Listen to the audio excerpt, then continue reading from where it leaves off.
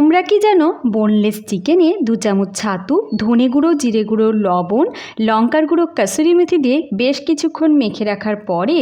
এতে আবারও কিছুক্ষণ পর লেবুর রস, সামান্য একটু গোলমরিচের গুঁড়ো, আদা বাটা, রসুন বাটা এবং লঙ্কা বাটা দিয়ে আবারও কিছুক্ষণ মেখে রাখার পরে এরকম একটা নেটের মধ্যে ভালো করে চিকেনের পিসগুলো দিয়ে ওপর থেকে যে গ্রেভিটা ছিল সেটাও দিয়ে আবারও কিছুক্ষণ একটু অয়েল ব্রাশ করে একটা সাইড পুড়িয়ে নেওয়ার পর উল্টে পাল্টে আবার আমরা অয়েল ব্রাশ করে অপর সাইডও খুব ভালো করে পুড়িয়ে নিতে হবে। চিকেনের ওপরটা যখন ড্রাই হয়ে যাবে মাঝে মাঝে এরকম অয়েল ব্রাশ করে ধৈর্য ধরে এই কাজটা যদি আমরা খুব ভালোভাবে করে নিতে পারি তাহলে বাড়িতেই খুব সহজে রেস্টুরেন্টের চেয়েও সুস্বাদু চিকেন টিক্কা রেডি হয়ে যেতে পারে। সত্যি কথা বলতে এই টিক্কা রেস্টুরেন্টে যেমন অনেক দাম নেয়, খেয়ে পেট তো ভরে না মনও। রেসিপিটা ভালো লাগলে চ্যানেলকে সাবস্ক্রাইব, ভিডিও লাইক, শেয়ার করে সঙ্গে থেকো।